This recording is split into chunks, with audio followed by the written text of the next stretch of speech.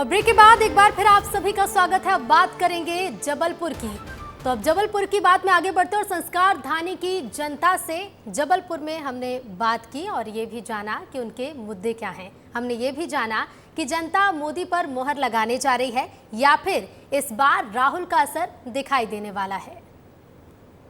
देश में लोकसभा चुनाव का माहौल चल रहा है और ऐसे में हम जबलपुर लोकसभा सीट पर हैं और जबलपुर लोकसभा सीट में भी आपको हर जगह ऐसे चौक चौराहों पर लोगों की भीड़ इकट्ठा मिल जाएगी। और अमूमन जब चर्चाएं निकलती हैं तो चूंकि चुनावी माहौल है तो चुनावी चर्चाएं होती है और इसलिए हम सीधे आम आदमी के पास पहुंचे हैं और उनसे चर्चाएं करेंगे कि वो क्या सोच रहे हैं। सर, क्या स्थिति है इस बार चुनाव में और क्या चर्चाएं चल रही है आप लोगों के बीच में? स्थिति तो अच्छी है, बढ़िया, और चुनावी माहौल अभी चालू होने वाला है, समझ लीजिए 19 तारीख को है अपने वोटिंग, है ना।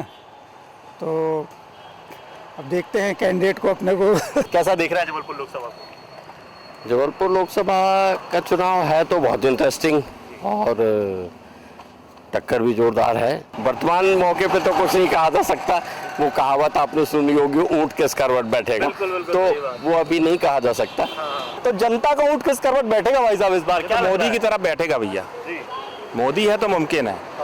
इस बार और कोई है नहीं, चेहरा कोई नहीं देख रहा, मोदी का चेहरा देख रहा आदमी। इस बार का माहौल जो है वो थोड़ा सा मोदी लहर चल रही है। एक तो सबसे पहला है कि उनने राम मंदिर का निर्माण करवाया, एक उसका प्लस पॉइंट मोदी सरकार को अवश्य मिलेगा। तो मेरे हिसाब से सबसे मजबूत कैंडिडेट मोदी जी के अलावा देश के लिए और कोई नहीं है। विपक्ष में कोई चेहरा नजर नहीं? विपक्ष में तो अभी तक ऐसा कोई चेहरा समझ में आ नहीं रहा है, क्योंकि विपक्ष में आप देख रहे हैं कि खिचड़ी पकी हुई है, कभी वो किसकी टांग खींचते हैं, कभी किसकी टांग खींचते हैं। चुनाव में क्या दिख रहा है इस बार आपको?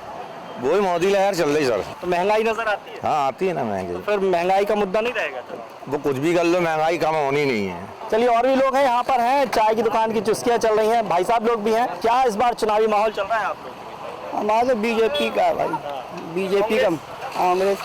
कैंडिडेट कैसे लग रहा है आपको? कैंडिडेट का मतलब नहीं है अपने को, तो मोदी से मतलब। चलिए, चाय भी बन रही है, हम चाय वालों से ही पूछते हैं। भाई साहब, प्रधानमंत्री भी वो कहा जाता है कि चाय वाले थे और आप भी यहाँ पे चाय बना रहे हैं। क्या इस बार चुनावी चर्चाएं चल रही हैं आपके इस ठेले में भी? चलती होगी चर्चाएं?